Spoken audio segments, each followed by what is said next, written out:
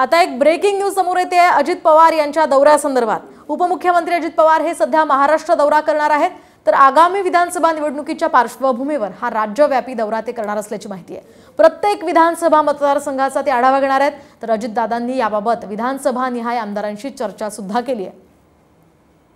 या संदर्भात आपण अधिक माहिती जाणून घेऊयात आमचे प्रतिनिधी अक्षय बडवे यांच्याकडून। अक्षय, काय सांगाल? सध्या अजित पवार हे चांगलेच ऍक्शन मोड मध्ये दिसतात, कसा नेमका त्यांचा दौरा असणार आहे?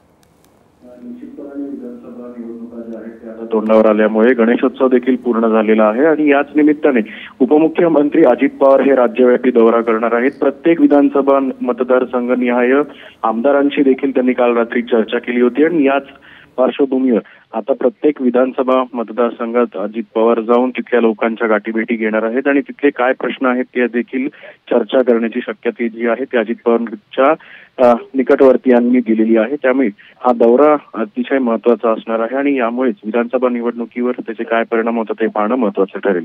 नक्कीच, धन्यवाद अक्षय दिलेल्या या सविस्तर माहितीसाठी। तर अजित पवारांच्या या दौऱ्याचा कसा परिणाम विधानसभा निवडणुकीमध्ये पाहायला मिळतोय त्याकडे सर्वांचं लक्ष असेल।